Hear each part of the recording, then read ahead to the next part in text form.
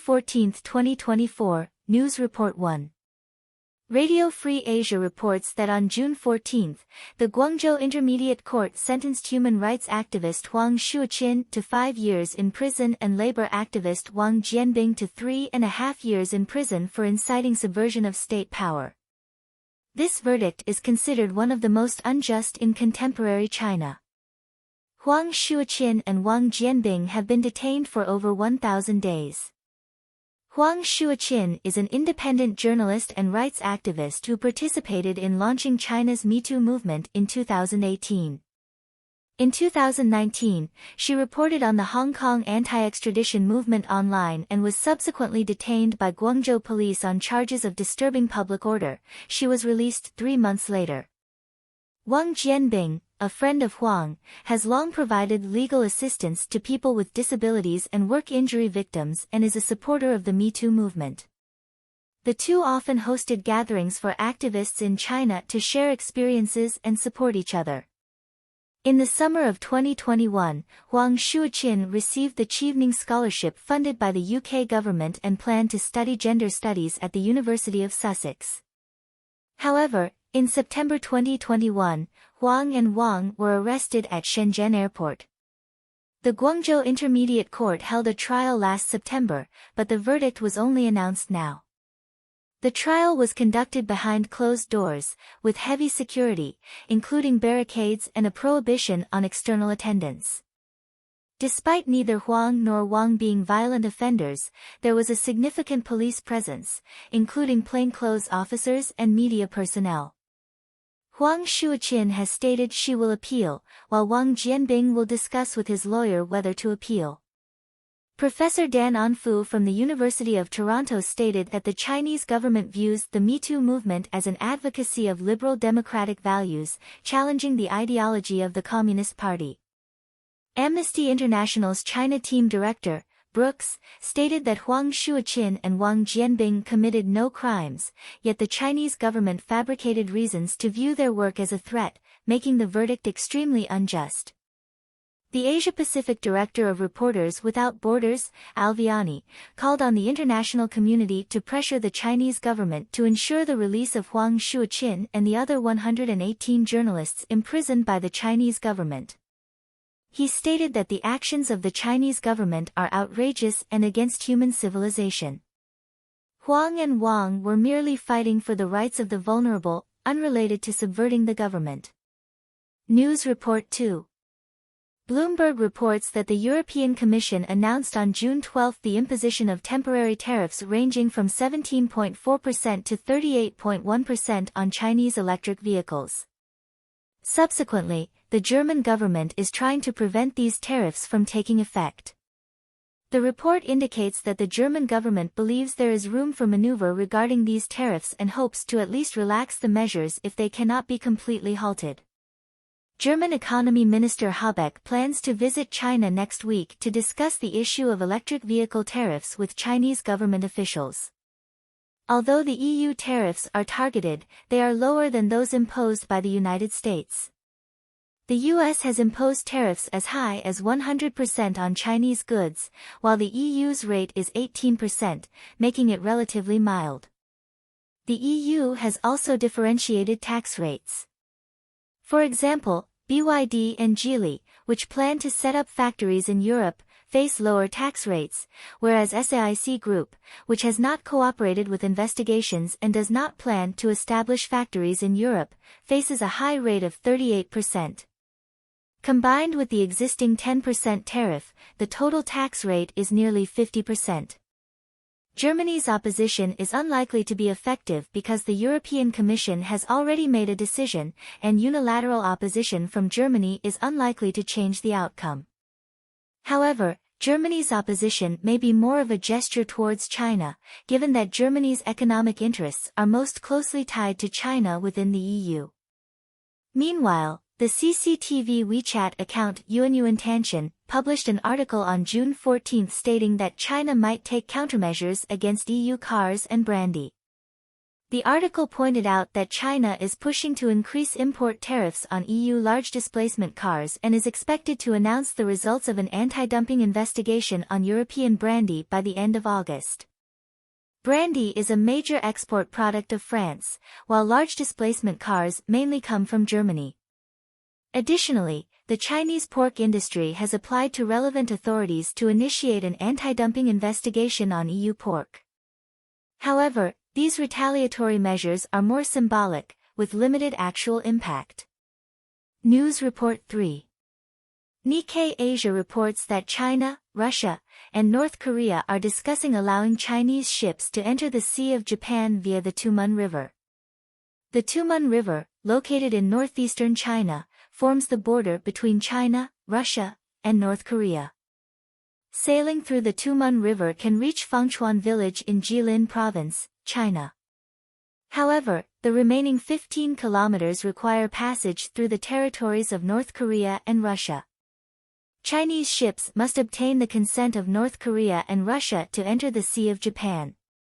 Furthermore, Russia has built a bridge downstream of the Tumen River that is only 7 meters above the river surface, blocking the entry of large ships into the Sea of Japan. According to reports, Chinese President Xi Jinping and Russian President Putin issued a joint statement on May 16 in Beijing, mentioning that China and Russia will engage in constructive dialogue with North Korea on the Tumen River issue. This has raised concerns in Japan, as allowing Chinese ships to enter the Sea of Japan could be seen as a threat to Japan. A professor at Kyushu University in Japan pointed out that China hopes to directly sail large Coast Guard ships into the Sea of Japan, which would weaken Japan's monitoring capabilities in the East China Sea. Currently, the maritime and air forces of China and Russia have conducted joint exercises around the Sea of Japan. If Chinese Coast Guard ships can enter the Sea of Japan via the Tumen River, military activities in the Sea of Japan will increase, which Japan is very concerned about. In fact, Japan should be more concerned about Russia's attitude. Russia originally occupied the last 15 kilometers of the Tumen River to block China's access to the sea and built a bridge on the river to block ship passage, so it is unlikely that Russia will agree to allow Chinese ships to pass through. Additionally, Reuters reports that the Ukraine Peace Summit will be held in Switzerland on June 15, and China will not attend. However, China is privately lobbying developing countries to support its proposed peace plan for Ukraine. Western diplomats said that Chinese diplomats are constantly transmitting information to officials in developing countries, trying to influence their positions, claiming that the Swiss Peace Conference on Ukraine will only prolong the war. As a result, the number of participating countries has decreased from 107 to more than 90, with Malaysia and Cambodia, which have close relations with China, announcing that they will not attend, while Vietnam has not yet made a clear statement. The main reasons for China's decision not to attend the summit are twofold. First, China is an ally of Russia, and attending the summit would upset Russia. Second, if China were to express support for or covertly support Russia at the summit, it would become a target of criticism. Therefore, China's decision not to attend the summit is a more prudent choice, while also sending a message to Russia through this action. News Report 4. Agence France-Presse reports that the U.S. Eastern District Attorney's Office announced on June 13 that German national Klaus Pflugbeil has admitted to stealing industrial secrets and providing them to Chinese companies. Pflugbeil holds dual German and Canadian citizenship but has long resided in China and was arrested in the United States in 2023. Pflugbeil previously worked for a Canadian company that produced pumps for automotive battery assembly lines. Tesla acquired the company in 2019. In 2020, Pflugbeil left the company and joined a company founded by Chinese businessman Xiao Yilong in China, which utilized the technology of the company acquired by Tesla. In 2023, FBI agents disguised as industrialists from Long Island claimed to be interested in purchasing their products. Pflugbeil was arrested during the transaction with the FBI. U.S. prosecutors stated that Pflugbeil and Xiao Yilong stole original documents and drawings of the technology purchased by Tesla. Flugbile pleaded guilty to avoid a criminal trial but still faces 10 years in prison, with his sentencing scheduled for October 9. Xiao Yilong is currently a fugitive, and the United States is seeking his arrest. News Report 5. According to the Japanese newspaper Yomiuri Shimbun, the full session of the Japanese Senate passed an amendment called the Training for Employment of Foreign Workers System on June 14. The new system stipulates that foreign workers can reside long-term in Japan by cultivating specific skills. The so-called training refers to employment training, aimed at solving Japan's labor shortage problem. Under the new system, foreign workers can undergo 3 years of skills training in Japan. After obtaining the number 1 specified skill, they can work in Japan for 5 years. If they can obtain the number 2 specified skill, they can reside in Japan indefinitely and apply for their family to reside in Japan as well. Japan's labor visas are divided into number 1 specified skills and number 2 specified skills.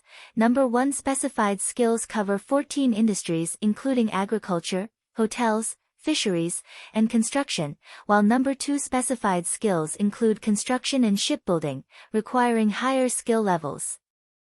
The Training for Employment of Foreign Workers system will be implemented by 2027. Although foreign workers can reside in Japan indefinitely, they cannot naturalize or have voting rights, ensuring both the number of workers and avoiding political impact on Japan. In addition, buying Japanese temples has become a new means for Chinese wealthy individuals to immigrate to Japan. A real estate intermediary in Osaka said that recently many Chinese wealthy individuals have inquired about buying temples, wanting to buy Japanese temples and shrines with a sense of history. Although some temples said they would not sell to Chinese people, some economically struggling temples agreed to sell. In Japan, anyone can buy or sell temples.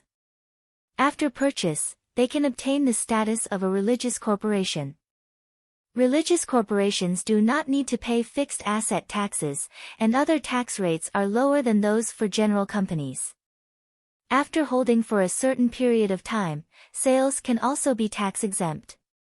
The representative of the religious corporation is also more likely to pass through Japan's planning application. Recently, there has been a lot of information about the sale of Japanese temples on Zaihangshu, Red, and many wealthy Chinese people believe that buying temples and immigrating to Japan is a profitable business, hoping to convert temples into homestays, etc. Therefore, more and more wealthy individuals are eyeing Japanese temples. News Report 6. The Inner Mongolia Daily reported at the Leadership Warning Education Conference of the Inner Mongolia Autonomous Region was held in Hohhot on June 13. Sun Xiaoqing, the secretary of the Inner Mongolia Autonomous Region Party Committee, presided over and lectured on discipline. Sun Xiaoqing emphasized that accepting warning education must be deep in mind and heart, not just touched at the time, and then take no action. He analyzed some typical cases, mentioning the previous illegal mining cases in Inner Mongolia, which lasted for 30 years, leading to a batch of cadres being arrested, and warning education is still ongoing. Sun Xiaoqing pointed out that most of the problems are related to party organizations and party members and cadres not being cautious, not fearing, and not observing taboos. Therefore, holding warning education is to put discipline and rules in front. However, some people think that this kind of warning education is somewhat ridiculous in form because the root cause of the repeated problems lies in the system itself, not individual cadres. The Liberation Army Daily recently published a full-page article, re-emphasizing the importance of anti-corruption with the cases of 4 senior military officials, Guo Buxiong, Su Kaiho, Fang Fenghui, and Zhang Yang, who fell from power. Similar anti-corruption activities have occurred frequently recently, and some people think this is preparing for the upcoming 3rd plenary session. Regarding warning education, some people metaphorically say, if a piece of meat is spoiled in the refrigerator, putting another piece of meat in, this piece of meat will still spoil, indicating that the problem is not with the meat, but with the refrigerator. This view believes that the root cause of the problem lies in the system rather than individual cadres, so if warning education does not reform the system problems, the effect will be limited. News Report 7. Chinese President Xi Jinping will attend the launch ceremony of the Chancay port in Peru before the end of this year. Chancay port is located about 80 kilometers north of Lima, the capital of Peru. It is a natural deep-water port and the first port on the Pacific coast of South America capable of accommodating giant ships. Chancay Port is the largest Belt and Road project in Peru, with a cost of $3.5 billion, financed by loans from the Bank of China. In 2019, China merchants acquired 60% of the shares of Chancay Port, and in 2021, the Peruvian government granted China merchants exclusive operating rights to Chancay Port. The industry believes that the establishment of Chancay Port will allow Chinese merchant ships to travel directly between Peru and China without the need to first go to Mexico or California in the United States to change to smaller ships to reach Peru. The Wall Street Journal reported that China is using Chancay Port to bridge the economic ties with South America, which may challenge the influence of the United States in South America. The U.S. government has expressed concerns to the Peruvian government about China's control of Chancay Port, especially regarding the possibility of military use of the port equipment. The influence of South America on the United States is mainly in terms of geopolitics and economy. The United States has long regarded South America as its backyard, maintaining influence in politics, economy, and military affairs. China's infrastructure investment and economic cooperation in South America may weaken U.S. influence in the region, causing strategic concerns for the United States. News Report 8. Reuters reported that former CEO of China Evergrande Group, Xia Haijun, recently sold his Fuji apartment in mid-levels, Hong Kong, at a price of 82 million Hong Kong dollars, losing 74 million Hong Kong dollars. Xia Haijun directly purchased this apartment from the developer in 2019 for 156 million Hong Kong dollars. The apartment has an area of 263 square meters, including 5 bedrooms, a 108 square meter rooftop, a 61 square meter sky garden, a private swimming pool, and 3 parking spaces, making it a very rare characteristic unit in Hong Kong. Xia Haijun was once the right-hand man of Evergrande Group chairman Su Jiayin and was regarded as the second in command of Evergrande. The 2016 financial report shows that Xia Haijun's annual salary was 270 million renminbi, so buying this apartment was more than affordable for him. After immigrating to Canada, Xia Haijun left China for Hong Kong in 2021. As Evergrande's financial crisis deepened, he left Hong Kong and returned to Canada. In 2022, Xia Haijun resigned as CEO of Evergrande. In March of this year, the China Securities Regulatory Commission imposed an administrative penalty on Evergrande, fining Xia Haijun 15 million renminbi and banning him from entering the securities market for life. At that time, the China Securities Regulatory Commission stated that Xia Haijun was in a state of being unable to contact. News Report 9. Radio France International reported that the International Public Policy Consulting Agency released the 2024 report on the affordability of international housing on June 13. The report surveyed 94 cities, with Hong Kong being the most unaffordable city in terms of housing. The housing-to-income ratio in Hong Kong is 16.7 times, meaning that a Hong Kong family needs to not eat or drink for 16.7 years to afford a house. Hong Kong has ranked first in this list for 14 consecutive years, but the housing-to-income ratio has been declining for 3 consecutive years, from 18.8 last year to 16.7 this year, indicating a decline in housing prices. Sydney follows closely behind, with a housing-to-income ratio of 13.8 times. Vancouver ranks third with a ratio of 12.3 times, followed by San Jose at 11.9 times, Los Angeles at 10.9 times, London at 8.1 times, New York at 7 times, and Boston at 6.8 times, while Singapore's housing-to-income ratio is 3.8 times. It is worth noting that this survey does not include cities in Japan and China.